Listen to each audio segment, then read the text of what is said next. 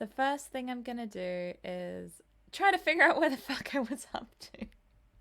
Which I could just look up, but this is more fun. Okay, actually I think I got it perfectly. Well, that was anticlimactic.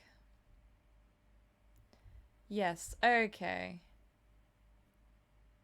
Okay, so here we are.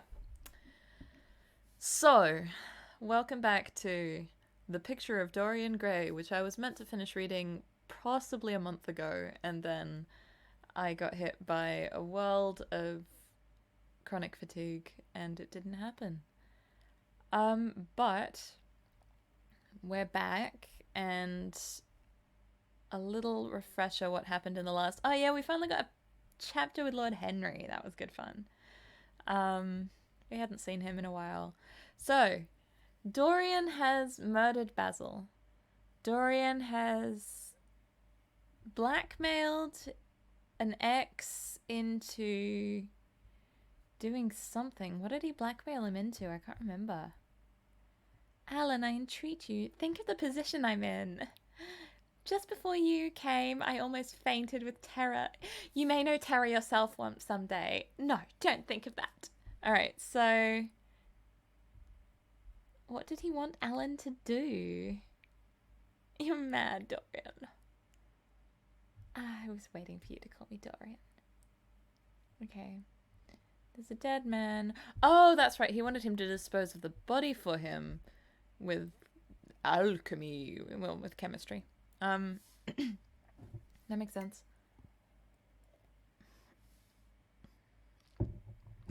Caught me in a throat clear there. Naughty. Do not clear your throat. It is bad for your voice. That's actually better. Like, coughing is better. I mean, not the way I did it just then, but... okay.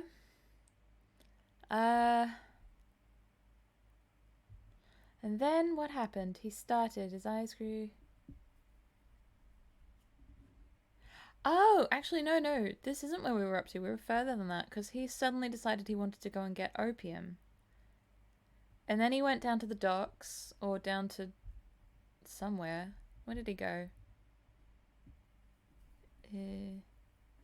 Gave the address to the driver in a low voice. He like went to a different city, I think. I think he went down to the coast. To where all the decent opium dens are, I guess. And then he met... that's right, he was like starting to meet up with all of the people that he had wronged. It was all kind of coming to a head in this cacophony of sin. Oh, whatever you want to call it. 'Cause he... yeah. Alright. Yeah, and then Sybil Vane, so his old fiance's brother, caught up with him. And then... yeah, and then he managed to chase off the brother by saying, "Oh, there's a viewer. Hello, someone's here. Wow." Say hi. Oh, someone said hi in a different way. Sorry about that. Yeah, 18 years ago, and he's like, "Show me your face. Look at my face. I'm a tiny, teeny baby," which hopefully is the way that I'm going to convince people not to kill me when I've... the people who need revenge on me from 10 years ago, 20 years ago. "Little more than a boy," she sneered. "Why, it's nigh on 18 years since Prince Charming made me what I am." "You lie." Yeah, that's right. He found out that that was actually Dorian Gray, but then he couldn't catch up with him. And there was a woman, an old woman, who had been wronged by Dorian in the past as well. Alright. Exciting times. Can't believe I got left behind. But we're finishing it tonight. That's the plan. Long as it takes, we're getting to the end. Today. Chapter 10, 5 and 2. That's 17. Chapter 17. A week later, Dorian Gray was sitting in the conservatory at Selby Royal, talking to the pretty Duchess of Monmouth, who, with her husband, a jaded-looking man of 60, was amongst his guests. It was tea time, and the mellow light of the huge lace-covered lamp that stood on the table lit up the delicate china and hammered silver of the service at which the Duchess was presiding. Her white hands were moving daintily among the cups, and her full red lips were smiling at something that Dorian had whispered to her. Lord Henry was lying back in a silk-draped wicker chair looking at them. On a peach-coloured divan sat Lady Narborough, pretending to listen to the Duke's description of the last Brazilian beetle that he had added to his collection. 3 young men in elaborate smoking suits were handing tea cakes to some of the women. The house party consisted of 12 people, and there were more expected to arrive on the next day. Gotta get my Lord Henry voice back. What are you two talking about? Said Lord Henry, strolling over to the table and putting his own cup down. I hope Dorian has told you about my plan for rechristening everything, Gladys. It is a delightful idea. But I don't want to be rechristened, Harry, rejoined the Duchess, looking up at him with her wonderful eyes. I am quite satisfied with my own name, and I am sure Mr. Gray should be satisfied with his. My dear Gladys, I would not alter either name for the world. They are both perfect. I was thinking chiefly of flowers. Yesterday I cut an orchid for my buttonhole. It was a marvellous spotted thing, as effective as the 7 deadly sins. In a thoughtless moment, I asked one of the gardeners what it was called. He told me it was a fine specimen of Robinsoniana, or some other dreadful of that kind. It is a sad truth, but what we have lost, the faculty of giving... Sorry. In a thoughtless moment, I asked one of the gardeners what it was called. He told me it was a fine specimen of Robinsoniana, or something dreadful of that kind. It is a sad truth, but we have lost the faculty of giving lovely names to things. Names are everything. I never quarrel with actions. My one quarrel is with words. It is the reason I hate vulgar realism in literature. The man who could call a spade should be compelled to use one. It is the only thing he is fit for. Then what should we call you, Harry? She asked. His name is Prince Paradox, said Dorian. I recognise him in a flash, exclaimed the Duchess. I won't hear of it, laughed Lord Henry, sinking into a chair. From a label there is no escape. I refuse the title. Royalties may not abdicate, fell as a warning from pretty lips. You wish me to defend my throne, then? Yes. I give the truths of tomorrow. I prefer the mistakes of today, she answered. You disarm me, Gladys, he cried, catching the wilfulness of her mood. Of your shield, Harry, not of your spear. I never tilt against beauty, he said with a wave of his hand. That is your error, Harry, believe me. You value beauty far too much. How can you say that? I admit I think it is the better to be beautiful than to be good. But on the other hand, no one is more ready than I am to acknowledge that it is better to be good than to be ugly. Ugliness is one of the 7 deadly sins, then, cried the Duchess. What becomes of your simile about the orchid? Ugliness is one of the 7 deadly virtues, Gladys. You, as a good Tory, must not underrate them. Beer, the Bible, and the 7 deadly virtues have made our England what she is. You don't like our country, then? She asked. I live in it. That you may censor it the better. Oh, my bad. You don't like our country, then? She asked. I live in it. That you may censor it the better. Would you have me take the verdict of Europe on it? He inquired. What do they say of us? That Tartuffe has emigrated to England and opened a shop. I want to know what that means, and I want to see if there's a little note about it. The suspenders are broken. I want to see if there's a little note about it in my little notebook. Where are we up to? Chapter 17. 17. I hope that there's a little postscript. There is... Oh.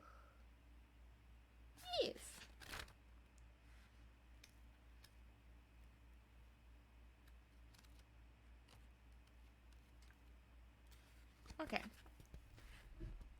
Okay, Tartuffe is a character typifying hypocrisy from Molière's play The Hypocrite. And that's all it says. So they say that Tartuffe has emigrated to England and opened a shop.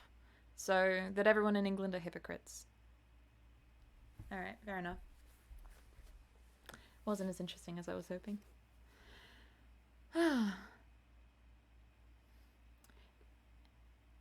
What do they say of us?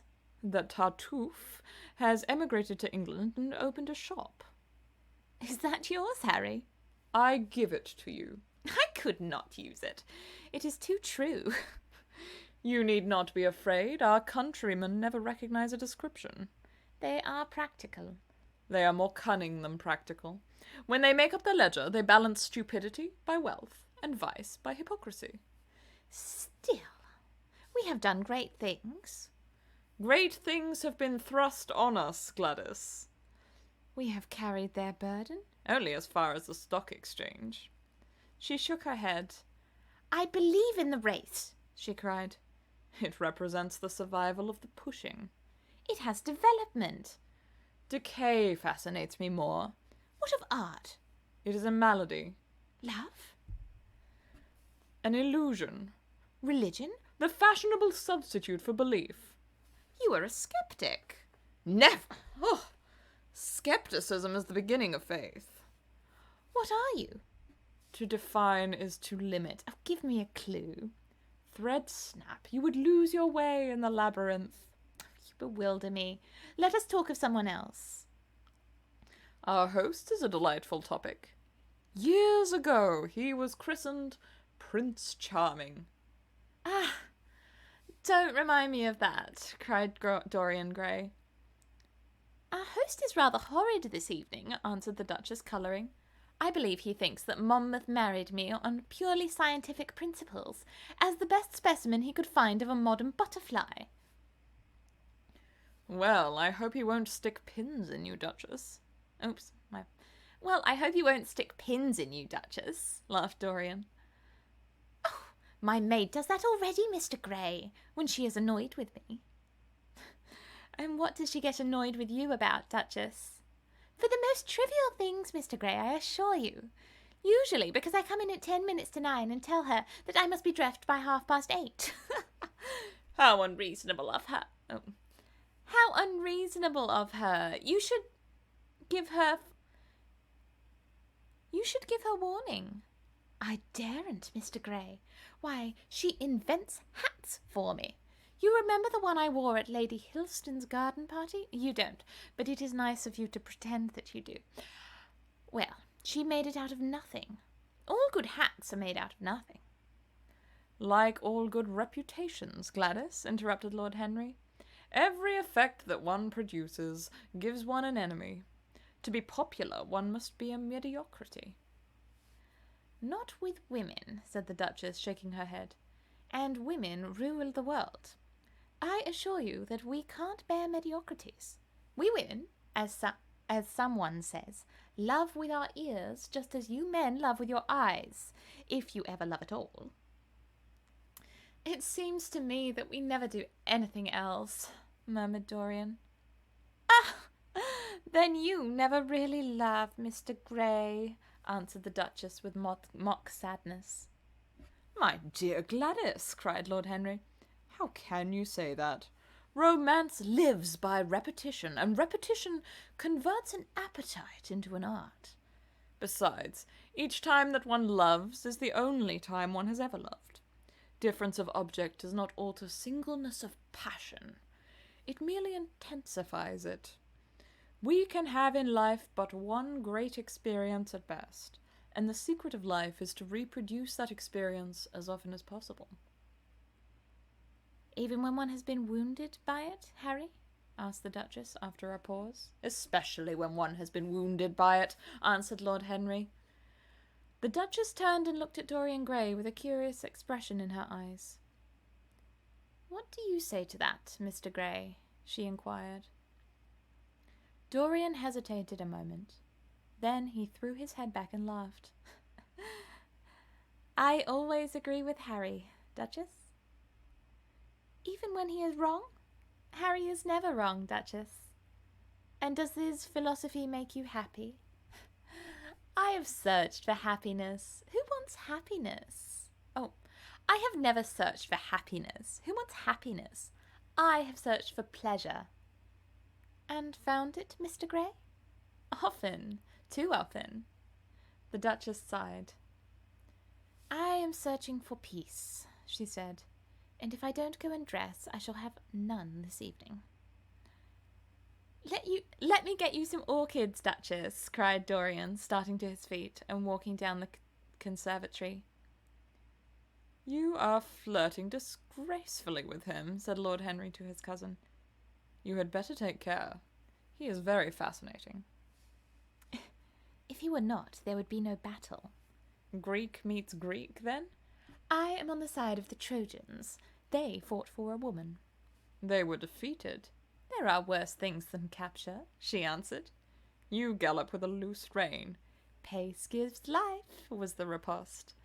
I shall write it in my diary tonight. What? That a burnt child loves the fire. I am not even singed. My wings are untouched. You use them for everything except flight. Courage has passed from men to women. It is a new experience for us. You have a rival. Who? He laughed. Lady Narborough, he whispered. She perfectly adores him. You fill me with apprehension. The appeal to antiquity is fatal to us who are romanticists. Romanticists? You have all the methods of science. Men have educated us. But not explained you. Describe us as a sex, was her challenge. Sphinxes without secrets. She looked at him, smiling. How long Mr. Gray is, she said. Let us go and help him. I have not yet told him the colour of my frock. You must suit your frock to his flowers, Gladys. That would be a premature surrender. Romantic art begins with its climax. I must keep an opportunity for retreat. In the Parthian manner? They found safety in the desert. I could not do that. Women are...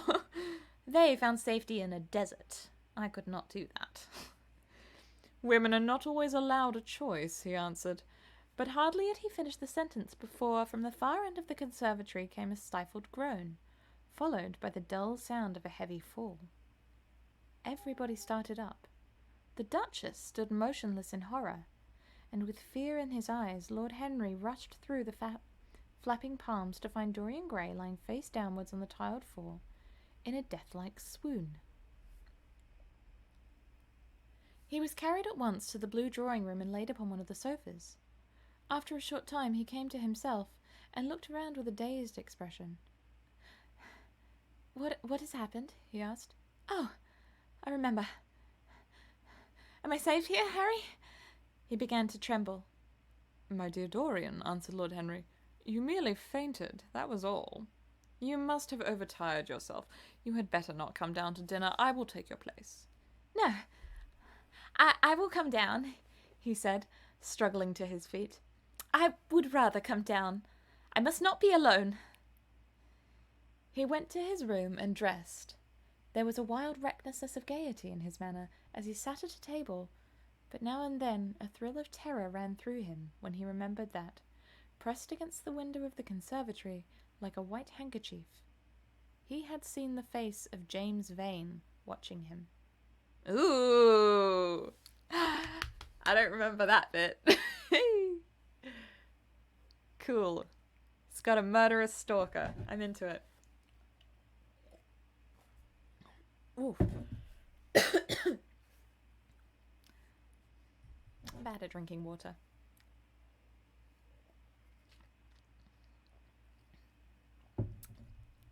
Alright.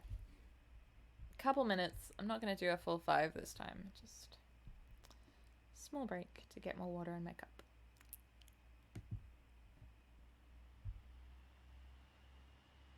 Hi! Okay. Anything I wanted to say? I was excited. And also, I really liked the banter between Lord Henry and his cousin. That was really fun. I didn't realise she was his cousin at first. I think I would have done her voice a little differently. I like... I don't know. Everything about Dorian Gray is starting to subtly catch up with him. And, yeah. Anyway. Chapter 18. Ugh, sorry. Chapter 18. The next day he did not leave the house, and, indeed, spent most of the time in his own room, sick with a wild terror of dying, and yet indifferent to life itself. The consciousness of being hunted, snared, tracked down, had begun to dominate him. If the tapestry did but tremble in the wind, he shook. The dead leaves that were blown against the leaded panes seemed to him like his own wasted resolutions of wild regrets. When he closed his eyes, he saw again the sailor's face, peering through the mist-stained glass, and horror seemed once more to lay its hand upon his heart. But perhaps it had been only his fancy that had called vengeance out of the night, and set the hideous shapes of punishment before him. Actual life was chaos, but there was something terribly logical in the imagination. It was the imagination that set remorse to dog the feet of sin. It was the imagination that made each crime bear its misshapen brood. In the common world of fact, the wicked were not punished, nor the good rewarded. Success was given to the strong, failure thrust upon the weak. That was all.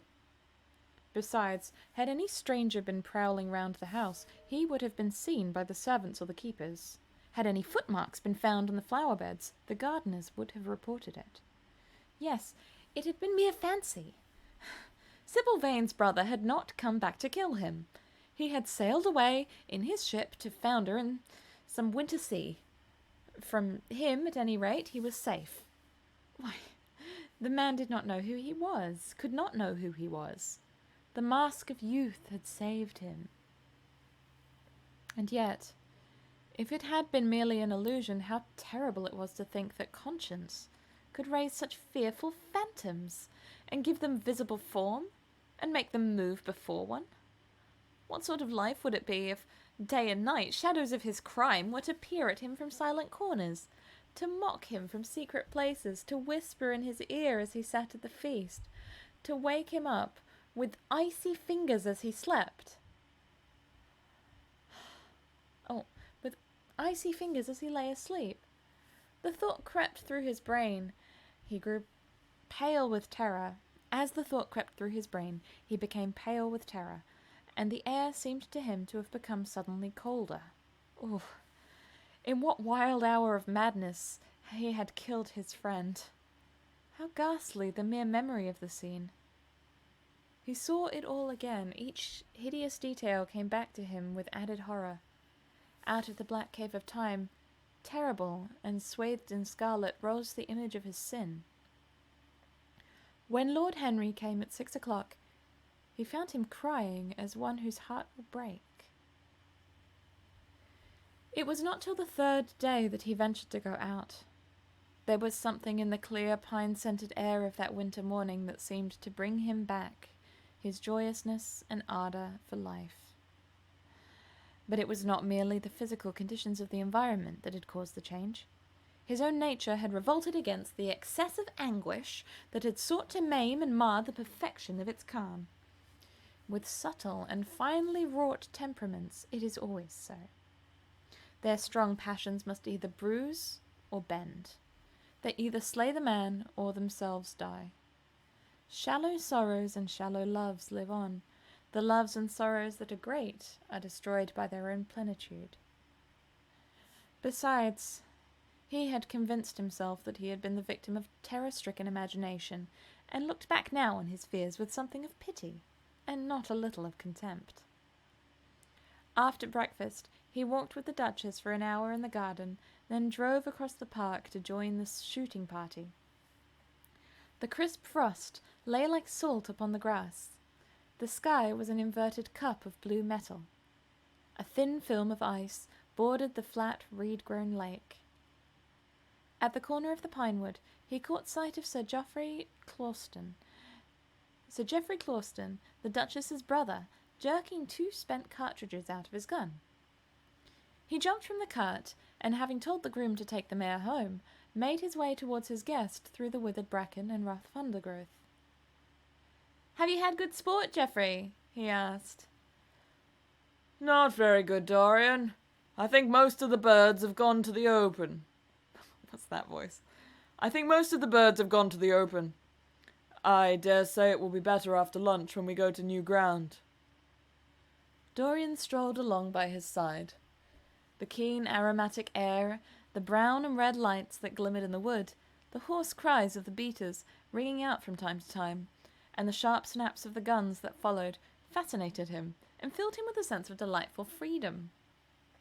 He was dominated by the carelessness of happiness, by the high indifference of joy. Suddenly, from a lumpy tussock of old grass, some 20 yards in front of them, with black-tipped ears erect and long hinder limbs throwing it forwards, started a hare. It bolted for a thicket of alders.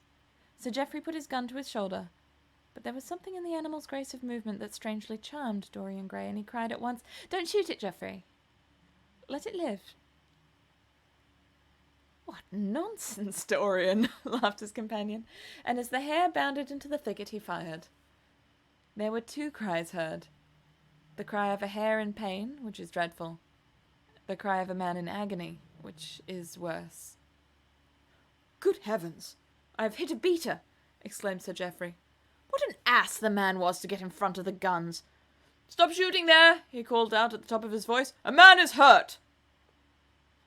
The head keeper came running up with a stick in his hand. "Where, sir? Where is he?" he shouted. At the same time the firing ceased along the line. "Here!" answered Sir Geoffrey angrily, hurrying towards the thicket. "Why on earth don't you keep your men back? Spoiled my shooting for the day." Dorian watched them as they plunged into the alder clump, brushing the lithe, swinging branches aside. In a few moments they emerged, dragging a body after them into the sunlight. He turned away in horror. It seemed to him that misfortune followed wherever he went. He heard Sir Geoffrey ask if the man was really dead, and the affirmative answer of the keeper. The wood seemed to him to have become suddenly alive with faces. There was the trampling of a myriad feet and the low buzz of voices. A great copper-breasted pheasant came beating through the boughs overhead. After a few moments, that were to him in his perturbed state like endless hours of pain, he felt a hand laid on his shoulder. He started and looked round. "Dorian," said Lord Henry, "I had better tell them that the shooting is stopped for today. It would not look well to go on." "I wish it was stopped forever, Harry," he answered bitterly. "The whole thing is hideous and cruel. Is the man—" He could not finish the sentence. "I am afraid so," rejoined Lord Henry. "He got the whole charge of shot in his chest. He must have died almost instantly. Come, let us go home." They walked side by side in the direction of the avenue for nearly 50 yards without speaking. Then Dorian looked at Lord Henry and said with a heavy sigh, "It is a bad omen, Harry. a very bad omen. What is? Asked Lord Henry. Oh, this accident, I suppose. My dear fellow, it can't be helped. It was the man's own fault. Why did he get in front of the guns? Besides, it is nothing to us. It is rather awkward for Geoffrey, of course. It does not do to pepper beaters. It makes people think that one is a wild shot. And Geoffrey is not. He shoots very straight. But there is no use talking about the matter. Dorian shook his head. It is a bad omen, Harry. I feel as if something horrible were going to happen to some of us. To myself, perhaps, he added, passing his hand over his eyes with a gesture of pain. The elder man laughed. The only horrible thing in the world is ennui, Dorian. That is the only sin for which there is no forgiveness. But we are not likely to suffer from it unless these fellows keep chatting about this thing at dinner. I must tell them the subject is to be tabooed. As for omens, there is no such thing as an omen. Destiny does not send us heralds. She is too wise and too cruel for that. Besides, what on earth could happen to you, Dorian? You have everything in the world that a man can want. There is no one who would not be delighted to change places with you. There is no one with whom I would not change places, Harry. Don't laugh like that. I am telling you the truth. The wretched peasant who has just died is better off than I am. I have no terror of death. It is the coming of death that terrifies me. Its monstrous wings seem to wheel in the leaden air around me. Good heavens! Don't you see a man moving behind the trees there, watching me, waiting for me? Lord Henry looked in the direction which the trembling gloved hand was pointing. Yes, he said, smiling. I see the gardener waiting for you. I suppose he wants to ask you what flowers you wish to have on the table tonight. How absurdly nervous you are, my dear fellow. You must come and see my doctor when we get back to town. Dorian heaved a sigh of relief as he saw the gardener approaching. The man touched his hat, glanced for a moment at Lord Henry in a hesitating manner, and then produced a letter, which he handed to his master. Her Grace told me to wait for an answer, he murmured. Dorian put the letter into his pocket. Tell Her Grace that I am coming in, he said coldly. Tell Her Grace that I am coming in, he said coldly. The man turned round and went rapidly in the direction of the house. How fond women are of doing dangerous things, laughed Lord Henry. It is one of the qualities in them that I admire most. A woman will flirt with anybody in the world, so long as other people are looking on. How fond you are of saying dangerous things, Harry. In the present instance, you are quite astray. I like the Duchess very much, but I don't love her. And the Duchess loves you very much, but she likes you less, so you are excellently matched. You are talking scandal, Harry, and there is never any basis for scandal. The basis of every scandal is an immoral certainty, said Lord Henry, lighting a cigarette. You would sacrifice anybody, Harry, for the sake of an epigram? The world goes to the altar of its own accord, was the answer. I wish I could love, cried Dorian Gray, with a deep note of pathos in his voice. But I seem to have lost the passion and forgotten the desire. I am too much concentrated on myself. My own personality has become a burden to me. I want to escape, to go away, to forget. It was silly of me to come down here at all. I think I shall send a wire to Harvey to have the yacht got ready. On a yacht, one is safe. Safe from what, Dorian? You are in some trouble. Why not tell me what it is? You know I would help you. I can't tell you, Harry, he answered sadly.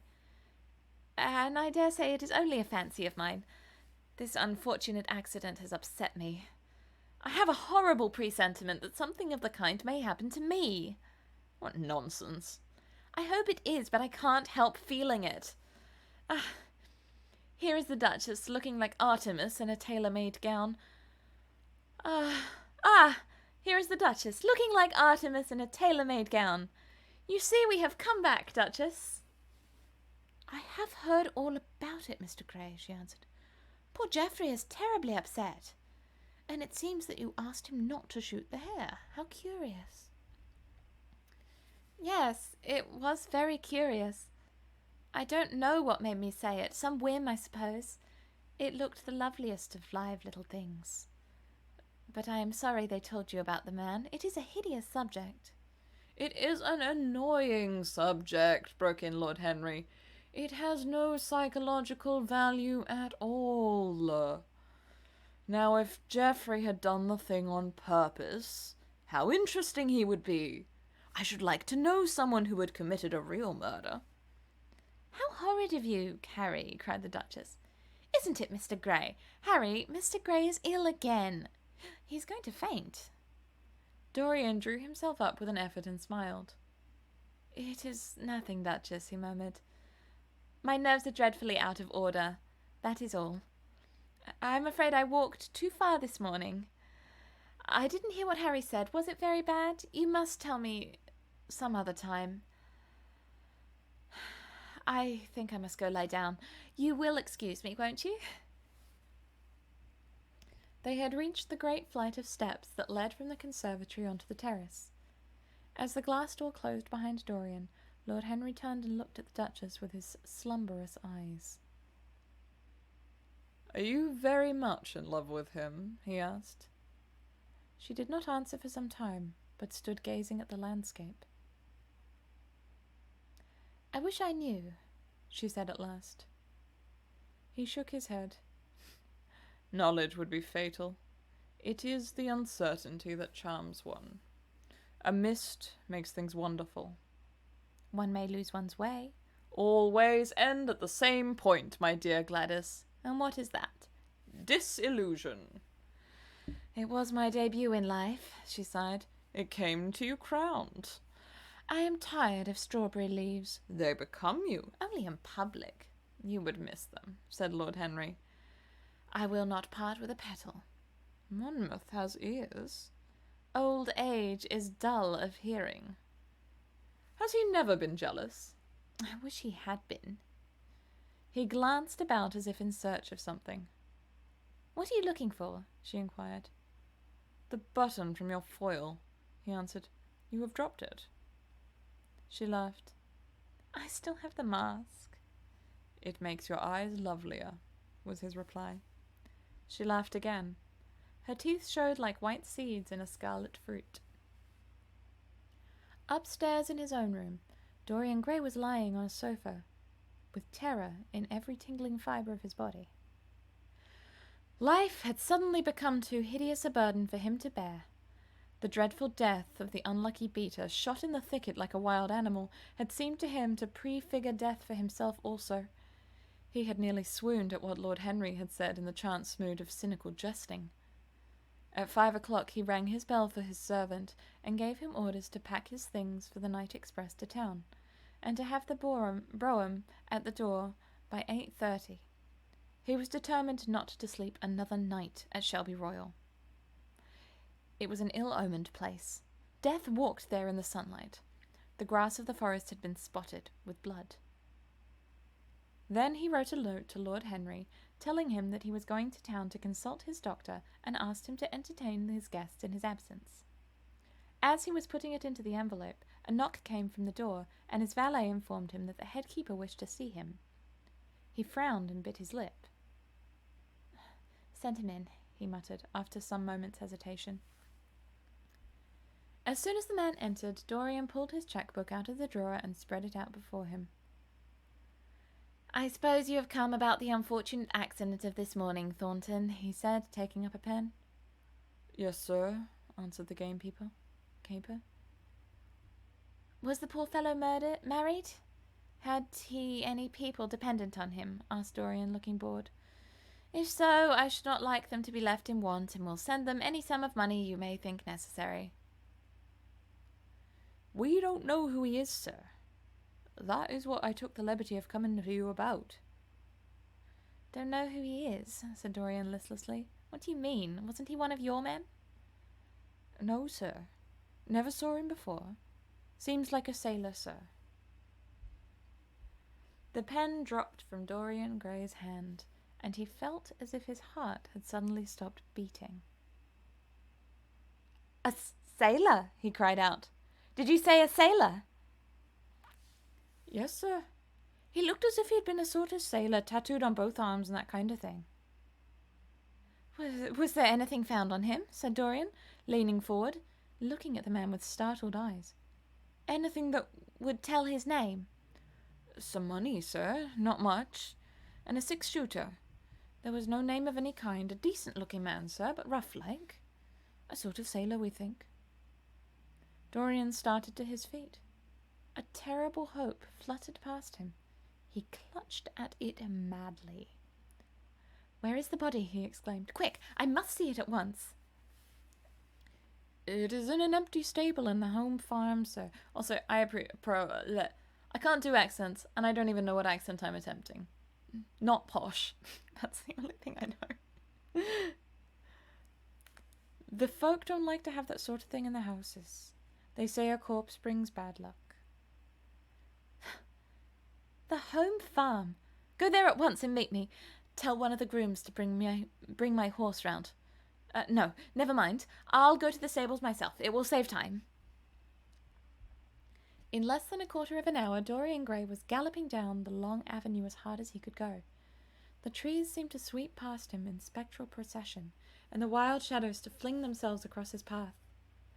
Once the mare swerved at the white gate post and nearly threw him. He lashed her across the neck with his crop. She cleft the dusky air like an arrow. Stones flew from her hooves. At last he reached the home farm. 2 men were loitering in the yard. He leapt from the saddle and threw the reins to one of them. In the farthest stable a light was glimmering. Something seemed to tell him that the body was there, and he hurried to the door and put his hands upon the latch. There he paused for a moment, feeling that he was on the brink of a discovery that would either make or mar his life. Then he thrust the door open and entered. On a heap of sacking, in the far corner, was lying the dead body of a man dressed in a coarse shirt and a pair of blue trousers. A spotted handkerchief had been placed over the face. A coarse candle, stuck in a bottle, sputtered beside it. Dorian Gray shuddered. He felt that his could not be the hand to take the handkerchief away, and called out to one of the farm servants to come to him. Take that thing off his face. I wish to see it, he said, clutching at the doorpost for support. When the farm servant had done so, he stepped forward. A cry of joy broke from his lips. The man who had been shot in the thicket was James Vane. He stood there for some minutes, looking at the dead body. As he rode home, his eyes were full of tears, for he knew he was safe.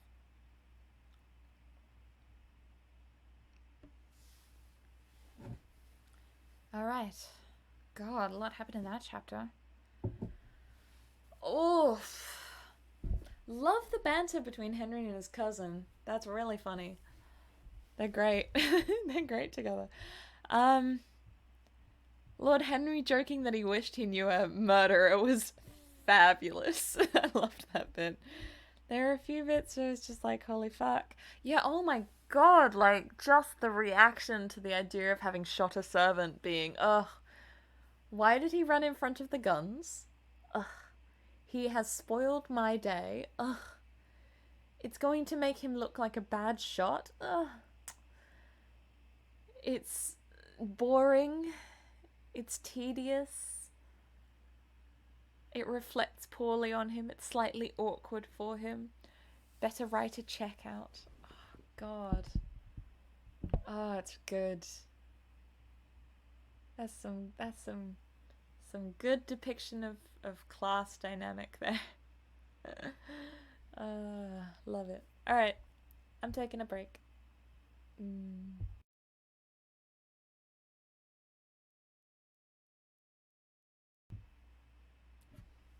Alright. Back into it. How many? I did say I was going to finish it today. How many? Oh, I forgot to do the linking to it. Oh my god, second last chapter! Sorry, I forgot to post the Project Gutenberg link before. If my one lovely viewer wants to follow along with where we're up to now on their own, you're welcome to do that. Alright.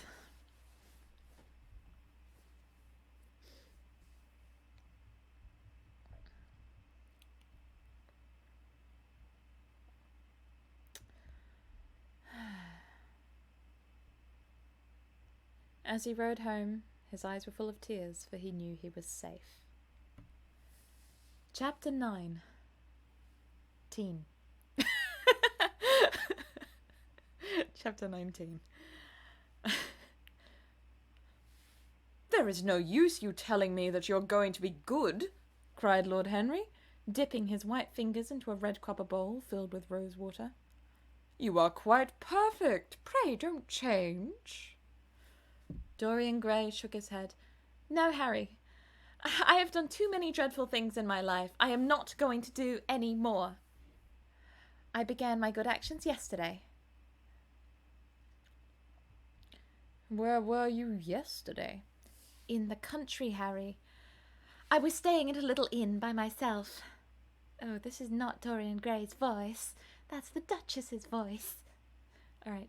In the country, Harry. I was staying at a little inn by myself. My dear boy, said Lord Henry, smiling, anybody can be good in the country. There are no temptations there. That is the reason why people who live out of town are so absolutely uncivilized. Civilization is not by any means an easy thing to attain to. There are only two ways by which a man can reach it. One is by being cultured, the other by being corrupt. Country people have no opportunity of being either, so they stagnate. Culture and corruption, echoed Dorian. I have known something of both. It seems terrible to me now that they should ever be found together, for I have a new ideal, Harry. I am going to alter. I think I have altered. You have not yet told me what your good action was. Or did you say you had done more than one? Asked his companion, as he spilled onto his plate a little crimson pyramid of seeded strawberries, and, through a perforated shell-shaped spoon, snowed white sugar upon them. I can tell you, Harry. It is not a story I could tell to anyone else. I spared somebody. It sounds vain, but you understand what I mean. She was quite beautiful and wonderful, like Sybil Vane. I think it was that which first attracted me to her. You remember Sybil, don't you? How long ago it seems. Well, Hetty was not one of our own class, of course. She was simply a girl in a village. But I really loved her. I'm quite sure that I loved her. All during this wonderful May that we've been having, I used to run down and see her 2 or 3 times a week. Yesterday she met me in a little orchard. The apple blossoms kept tumbling down on her hair and she was laughing. We were to have gone away together this morning at dawn. Suddenly, I determined to leave her as flower-like as I had found her. I should think the novelty of the emotion must have given you a thrill of real pleasure, Dorian, interrupted Lord Henry. But I can finish your idyll for you. You gave her good advice and broke her heart. That was the beginning of your reformation. Harry, you are horrible. You mustn't say these dreadful things. Hetty's heart is not broken.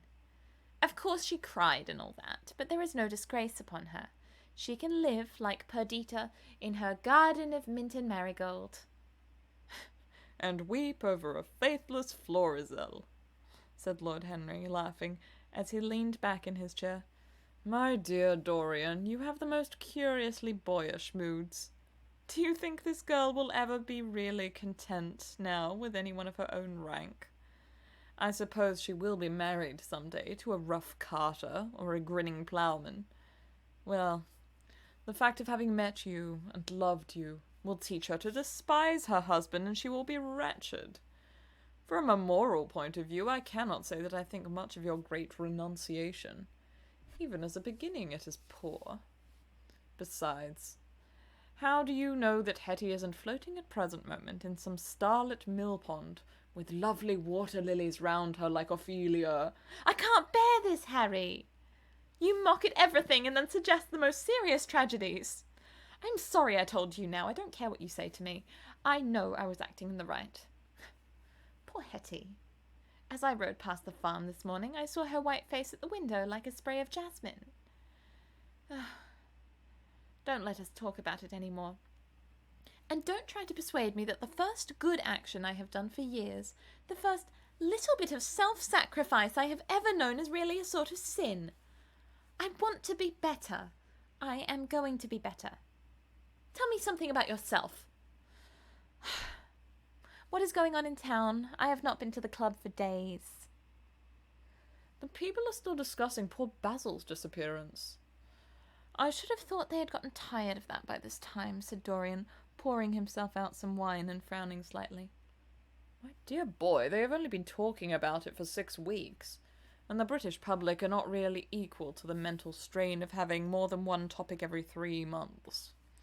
They have been very fortunate lately, however.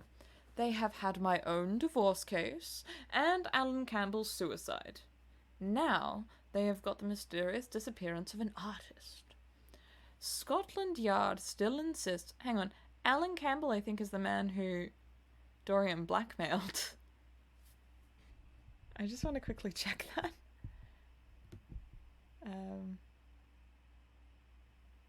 I'll check it at the end of the thing so I don't lose my place.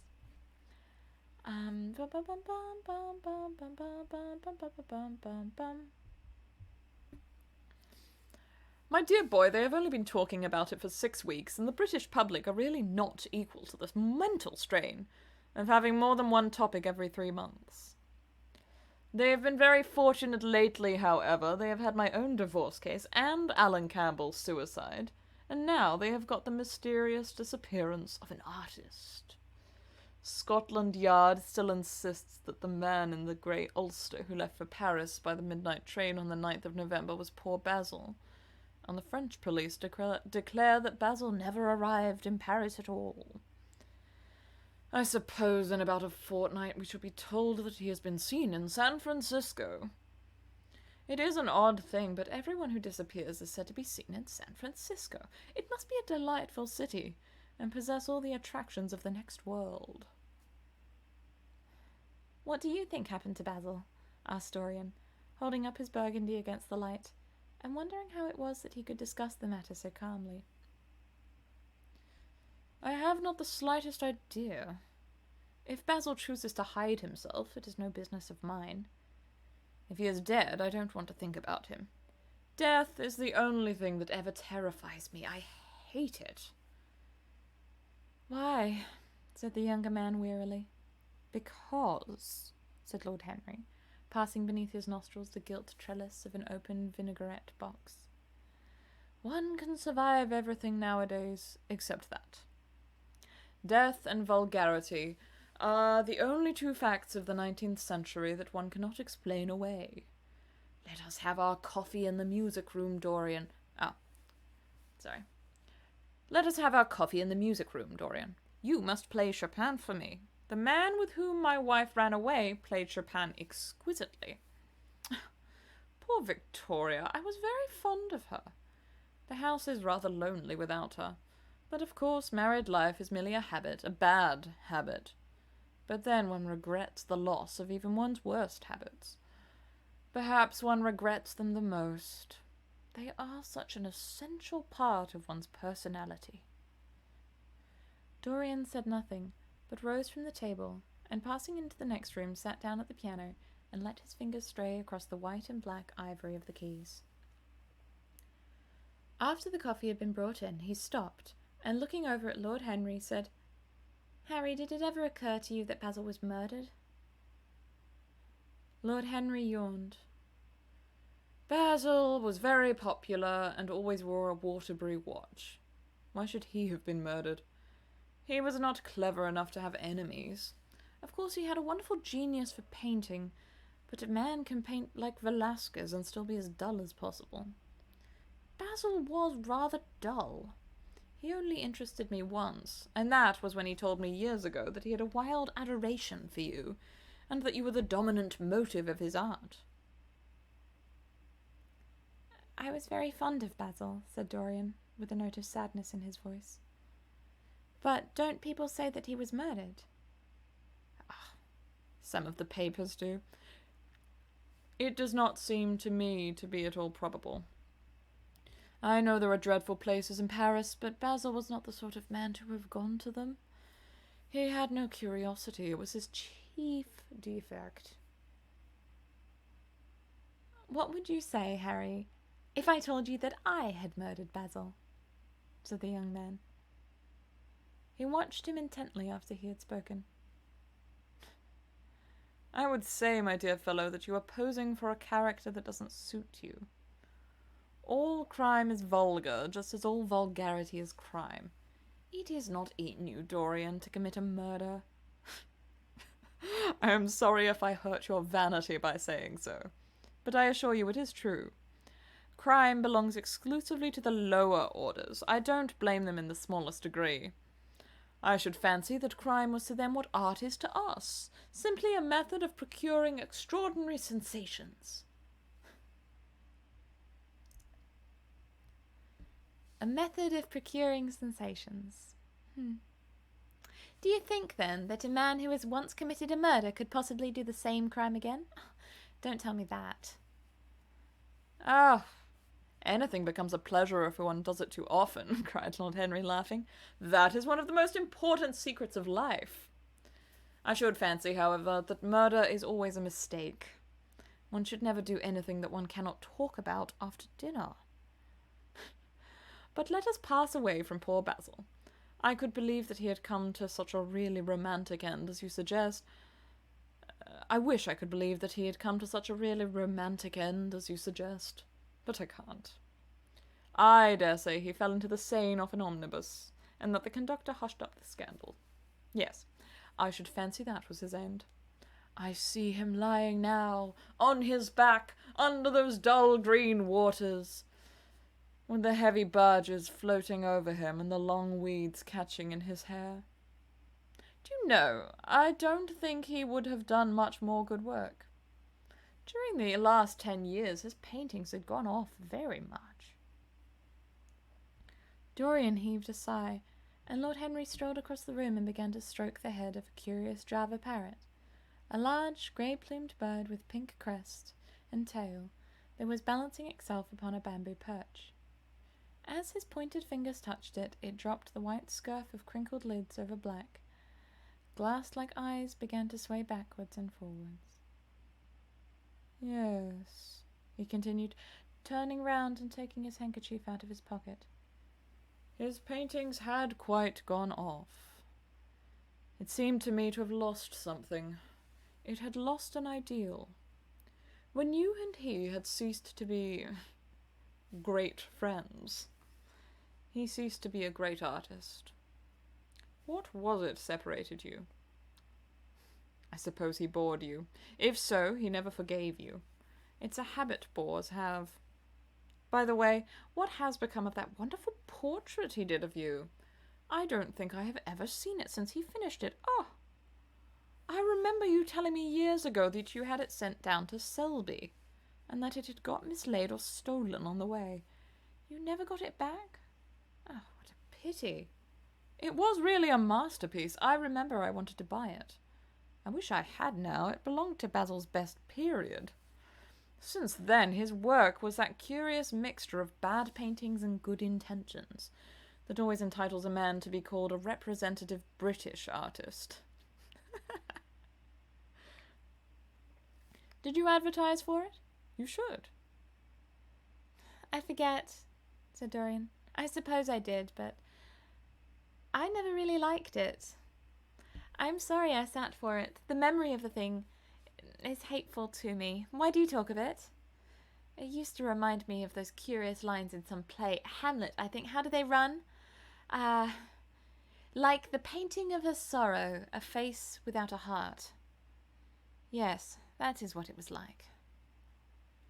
Lord Henry laughed. If a man treats life artistically, his brain is in his heart, he answered, sinking into an armchair. Dorian Gray shook his head and struck some soft chords on the piano. Like the painting of sorrow, he repeated. A face without a heart. The elder man lay back and looked at him with half-closed eyes.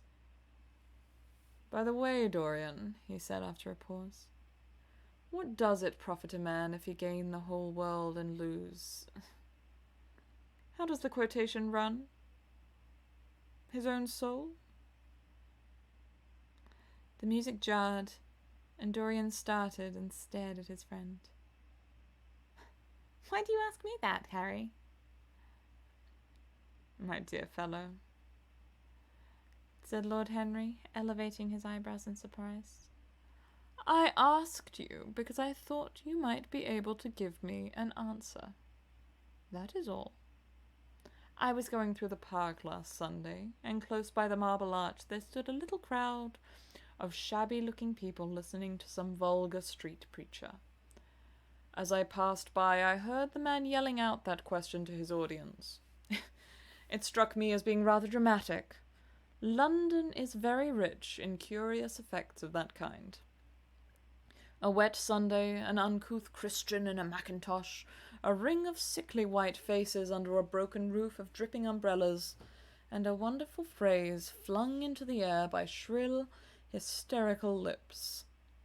It was really very good in its way, quite a suggestion. I thought of telling the prophet that art had a soul, but that man had not. I am afraid, however, he would not have understood me. Don't, Harry. The soul is a terrible reality. It can be bought and sold and bartered away. It can be poisoned or made perfect. There is a soul in each one of us. I know it. Do you feel quite sure of that, Dorian? Quite sure. Then it must be an illusion. The things one feels absolutely certain about are never true. That is the fatality of faith and the lesson of romance. How grave you are! Don't be so serious. What have you or I to do with the superstitions of our age? No, we have given up our belief in the soul. Play me something. Play me a nocturne, Dorian. And as you play, tell me, in a low voice, how you have kept your youth. You must have some secret. I am only 10 years older than you are, and I am wrinkled and worn and yellow. You are really wonderful, Dorian. You have never looked more charming than you do tonight. You remind me of the day I saw you first. You were rather cheeky, very shy, and absolutely extraordinary. You have changed, of course, but not in appearance. I wish you would tell me your secret. To get back my youth, I would do anything in the world. Except take up exercise, get up early, or be respectable. Youth. There is nothing like it. It's absurd to talk of the ignorance of youth. The only people whose opinions I listen now to with any respect are people much younger than myself. They seem in front of me. Life has revealed to them her latest wonder. As for the aged, I always contradict the aged. I do it on principle. If you ask them their opinion on something that happened yesterday, they solemnly give you the opinions current in 1820, when people wore high stocks, believed in everything, and knew absolutely nothing. How lovely that thing you are playing is. I wonder, did Chopin write it in Majorca, with the sea sweeping round the villa, and the sea salt spray dashing against the panes? It is marvellously romantic. What a blessing it is that there is one art left to us that is not imitative. Don't stop. I want music tonight. It seems to me that you are a young Apollo, and I am Marsyas, listening to you. I have sorrows, Dorian, of my own, that even you know nothing of. The tragedy of old age is that one is old, is not that one is... The tragedy of old age is not that one is old, but that one is young. I am amazed sometime at my own sincerity. Ah, Dorian, how happy you are. What an exquisite life you have had. You have drunk deeply of everything. You have crushed the grapes against your palate. Nothing has been hidden from you. And it has all been to you no more than the sound of music. It has not marred you. You are still the same.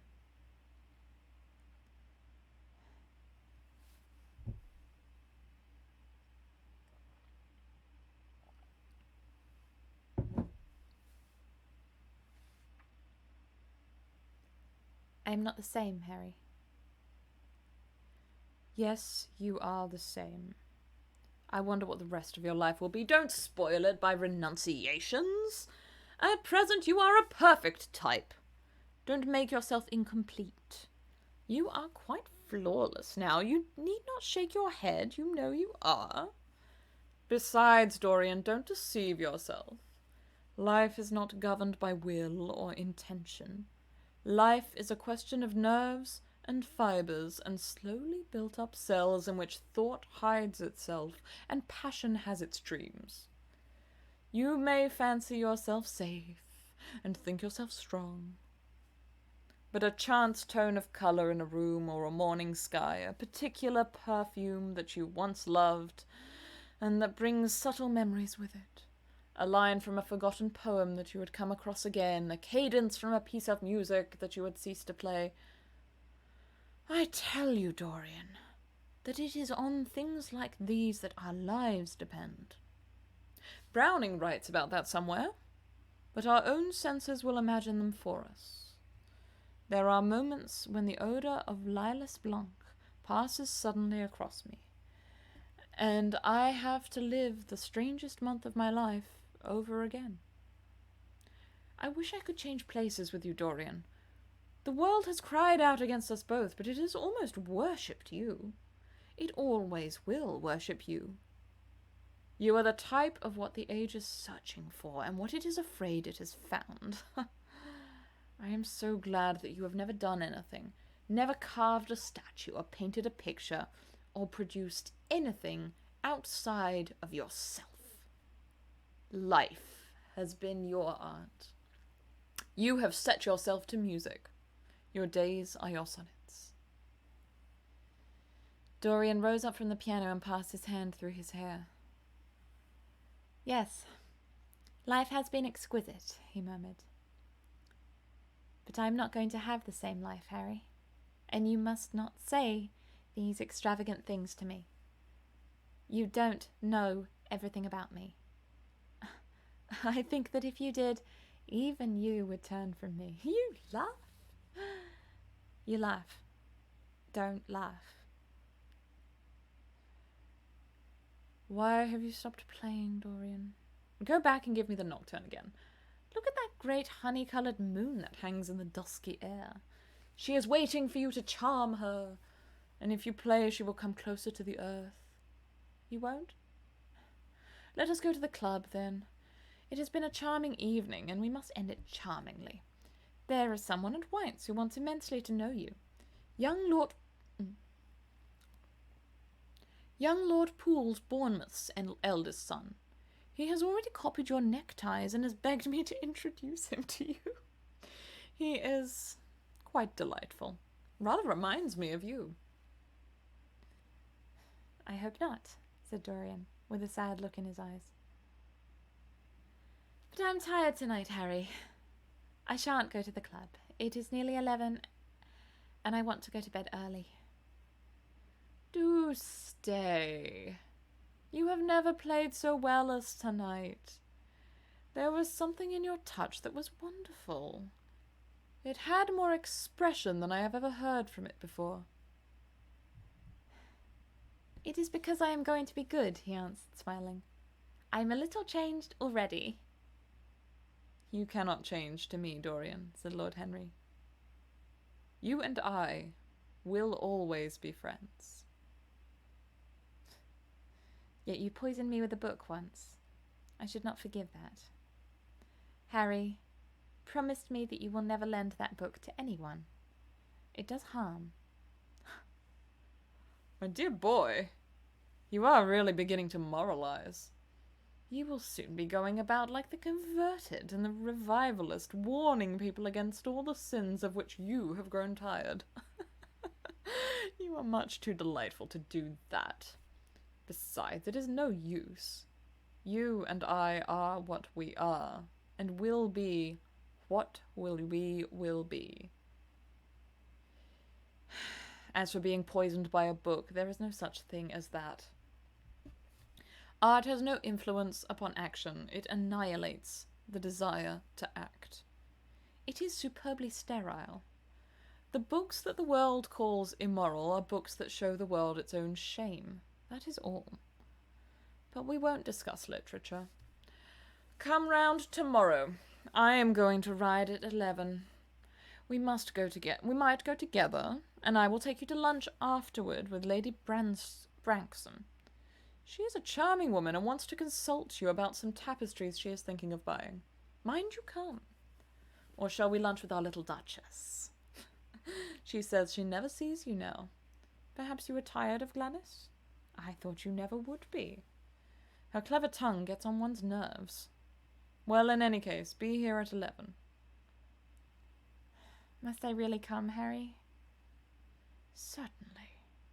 The park is quite lovely now. I don't think there have been such lilacs since the year I met you. Very well. Then I shall be here at 11, said Dorian. Good night, Harry. As he reached the door, he hesitated for a moment, as if he had something more to say. Then he sighed and went out. Oof. All right. I'm not going to take a break between this one and the next one, because I just want to get right into it, the end of the book. Oh my god, it's the last one. I'm very excited. So, I think that we saw them both more sincere in this chapter than we've ever seen them before.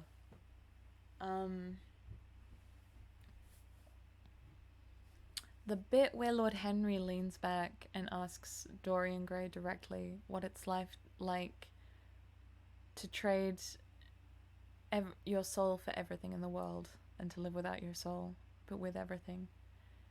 And that, like Lord Henry is the devil in this. And it's like in that moment, you almost believe that he's doing it on purpose.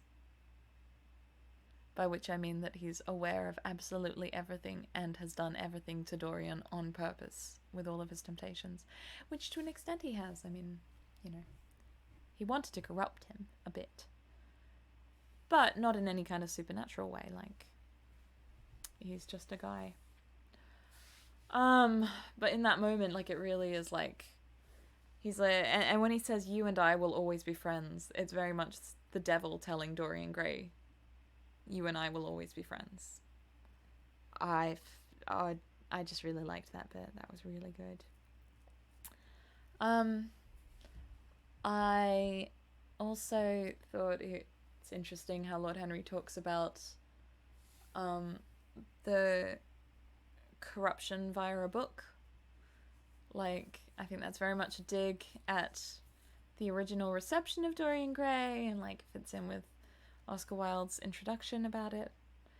That, you know, this book only reflects the sins of the world back to it. It can't corrupt anyone, that kind of thing. Dorian saying he was very fond of Basil, being sad. This quote from Hamlet. I really like this chapter. It was fun to read too, because there's a lot of Lord Henry. He's always fun. But Dorian as well, like, the way Dorian is talking in this chapter is quite different. I don't know. It felt different.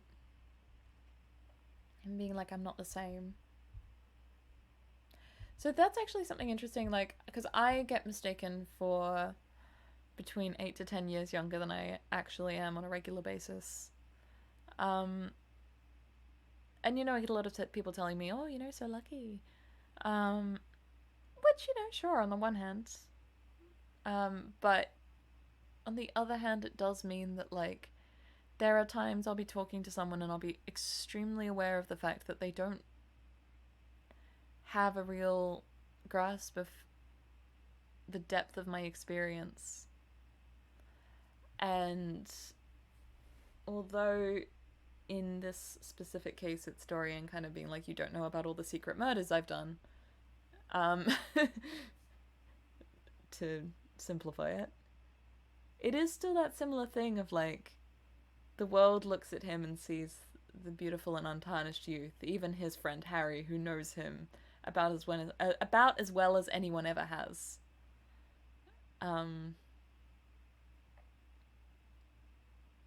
Because I think the other thing in the chapter before this, Henry really kind of, I feel like he also can see Dorian's vulnerabilities as well as his, maybe he only sees his vulnerabilities. I mean, that is how he started grooming him.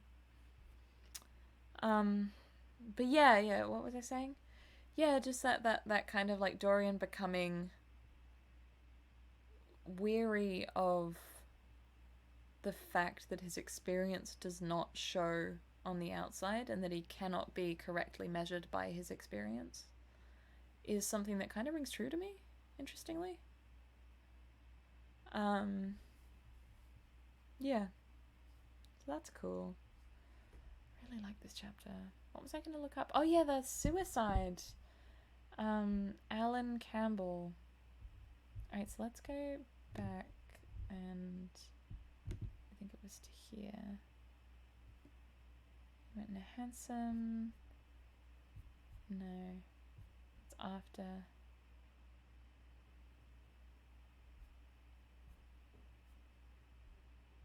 Yeah, it is.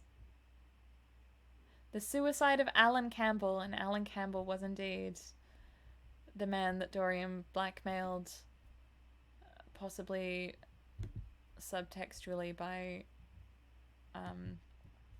threatening to reveal his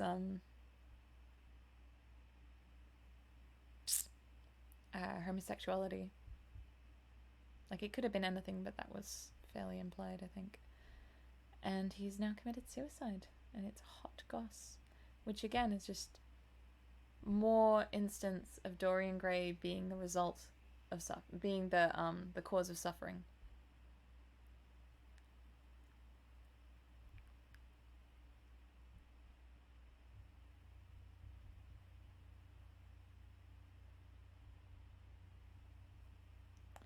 God, the classism in this book is really well done as well. It's just the way that it's good.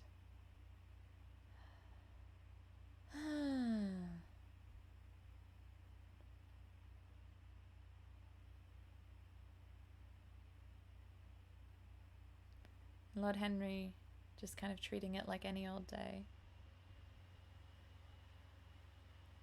Wow. Okay. Okay. Here we are. Finishing a book in 2022. Only took me 4 months. Chapter 20.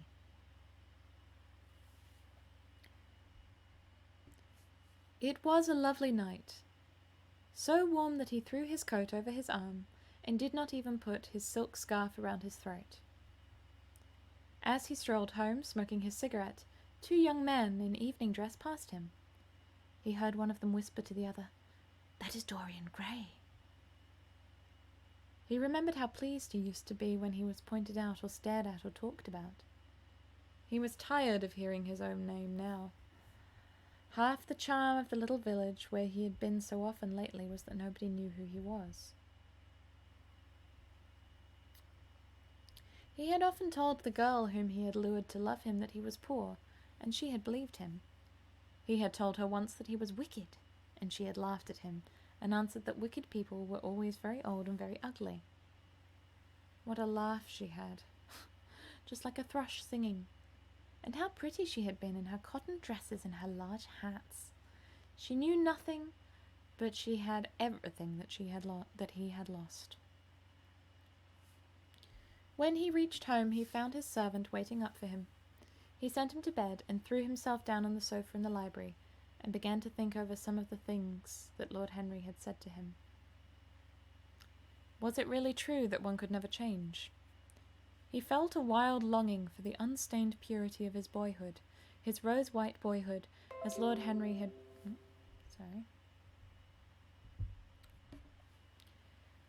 Was it really true that one could never change? He felt a wild longing for the unstained purity of his boyhood, his rose-white boyhood, as Lord Henry had once called it.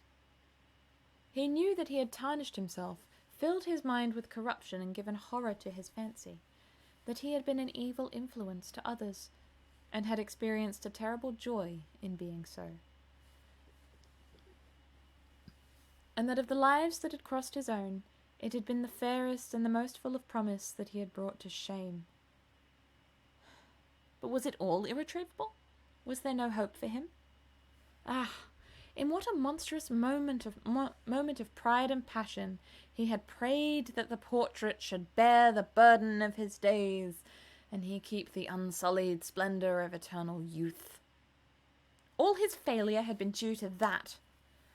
Better for him that each sin of his life had brought its sure swift penalty along with it. There was purification in punishment. Not forgive us our sins, but smite us for our iniquities, should be the prayer of a man to a most just God. The curiously carved mirror that Lord Henry had given to him so many years ago was standing on the table, and the white-limbed cupids laughed round it as of old. He took it up, as he had done on the night of that horror when he had first noted the change in the fatal picture, and with wild, tear-dimmed eyes looked into its polished shield. Once someone who had terribly loved him had written to him a mad letter ending with these idolatrous words: "The world is changed because you are made of ivory and gold. The curves of your lips rewrite history." The phrases came back to his memory, and he repeated them over and over to himself. Then he loathed his own beauty, and flinging the mirror to the floor, crushed it into silver splinters beneath his heel. It was his beauty that had ruined him, his beauty and the youth that he had prayed for. But for those two things, his life might have been free from stain. His beauty had been to him but a mask, his youth but a mockery. What was youth at best? A green, an unripe time, a time of shallow moods and sickly thoughts. Why had he worn its livery? Youth had spoiled him. It was better not to think of the past. Nothing could alter that. It was of himself and of his own future that he had to think. James Vane was hidden in a nameless grave in Selby Courtyard. Alan Campbell had shot himself one night in his laboratory, but had not revealed the secret that he had been forced to know. The excitement, such as it was over Basil Hallward's disappearance, would soon pass away. It was already waning. He was perfectly safe there. Nor, indeed, was it the death of Basil Hallward that weighed most upon his mind. It was the living death of his own soul that troubled him. Basil had painted the portrait that marred his life. He could not forgive him that. It was the portrait that had done everything.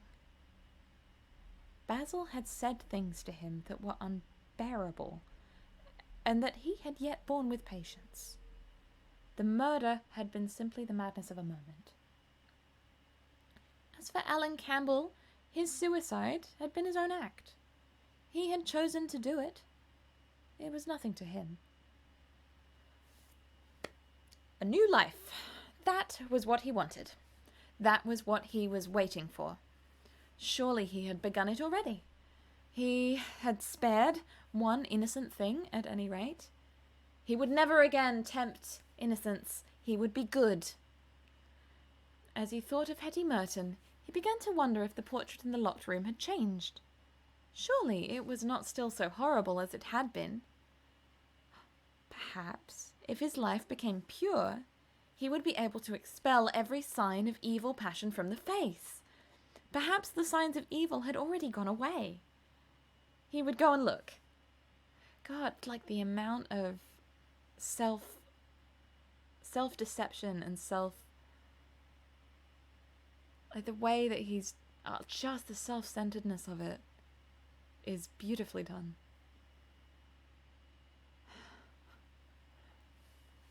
Perhaps the signs of evil had already gone away. He would go and look. He took the lamp from the table and crept upstairs. As he unbarred the door, a smile of joy flitted across his strangely young-looking face and lingered for a moment about his lips. Yes. Yes, he would be good. And the hideous thing that he had hidden away would no longer be a terror to him. He felt as if the load had been lifted from him already. He went in quietly, locking the door behind him, as was his custom, and dragged the purple hanging from the portrait. A cry of pain and indignation broke from him. He could see no change, save that in the eyes there was a look of cunning, and in the mouth the curved wrinkle of the hypocrite. The thing was still loathsome, more loathsome, if possible, than before, and the scarlet dew that spotted the hand seemed brighter, and more like blood newly spilled. Then he trembled. Had it been merely vanity that had made him do this one good deed? Or the desire for a new sensation, as Lord Henry had hinted with his mocking laugh? Or that passion to act a part that sometimes makes us do things finer than we are ourselves? Or perhaps all these. And why was the red stain larger than it had been? It seemed to have crept like a horrible disease over the wrinkled fingers. There was blood on the painted feet, as though the thing had dripped. Blood, even on the hand that had not held the knife. Confess? Did it mean that he was to confess? To give himself up? To be put to death? He laughed. He felt that the idea was monstrous. Besides, even if he did confess, who would believe him? There was no trace of the murdered man anywhere. Everything belonging to him had been destroyed. He himself had burned what had been below stairs. The world would simply say that he was mad. They would shut him up if he persisted with his story. Yet, it was his duty to confess, to suffer public shame, and to make public atonement. There was a God who called upon men to tell their sins to earth as well as to heaven.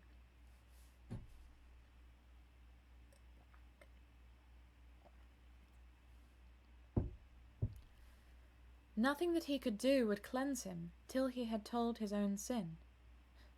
His sin? He shrugged his shoulders. The death of Basil Hallward seemed very little to him. He was thinking of Hetty Merton, for it was an unjust mirror, this mirror of his soul that he was looking at. Vanity, curiosity, hypocrisy. Had there been nothing more in his renunciation than that? There had been something more. At least he thought so. But who could tell? No, there had been nothing more. Through vanity he had spared her. In hypocrisy he had worn the mask of goodness. For curiosity's sake he had tried the denial of self. He recognized that now. But this murder, was it to dog him all his life?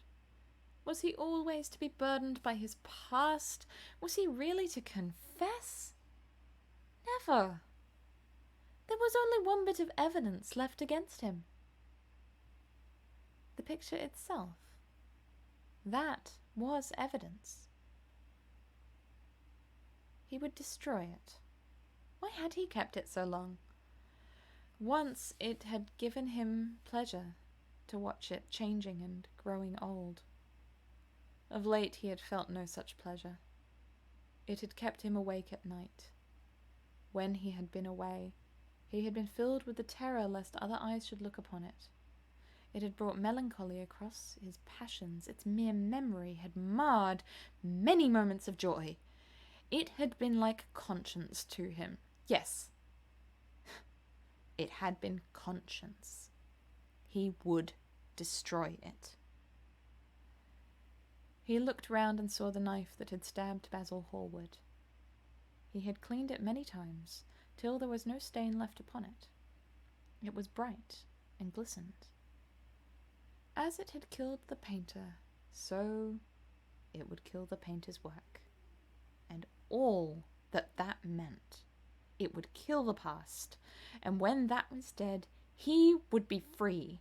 It would kill this monstrous soul life. Without its hideous warnings, he would be at peace. He seized this thing and stabbed the picture with it. There was a cry heard, and a crash. The cry was so horrible in its agony that the frightened servants woke and crept out of their rooms. 2 gentlemen who were passing in the square below stopped and looked up at the great house. They walked on till they met a policeman and brought him back. The man rang the bell several times, but there was no answer. Except for a light in one of the top windows, the house was all dark. After a time, he went away and stood in an adjoining portico and watched. Whose house is that, Constable?" asked the elder of the 2 gentlemen. "Mr. Dorian Gray's, sir," answered the policeman. They looked at each other as they walked away, and sneered. One of them was Sir Henry Ashton's uncle. Inside, in the servants' part of the house, the half-clad domestics were talking in low whispers to each other. Old Mrs. Leaf was crying and wringing her hands. Francis was pale as death. After about a quarter of an hour, he got the coachman and one of the footmen and crept upstairs. They knocked, but there was no reply. They called out. Everything was still. Finally, after vainly trying to force the door, they got on the roof and dropped down onto the balcony. The windows yielded easily. Their bolts were old. When they entered, they found hanging upon the wall a splendid portrait of their master as they had last seen him, in all the wonder of his exquisite youth and beauty. Lying on the floor was a dead man in evening dress, with a knife in his heart. He was withered, wrinkled, and loathsome of visage. It was not till they had examined the rings that they recognized who it was. The end.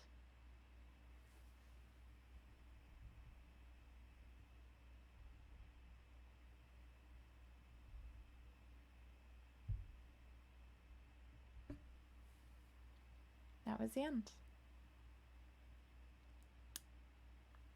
I remembered the ending. It sticks in your mind. His monologue as he tries to justify himself is good.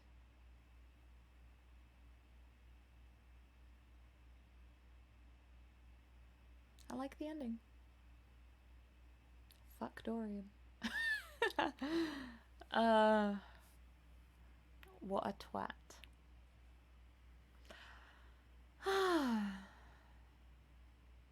I think my favourite part of tonight's reading was the final scene with Lord Henry.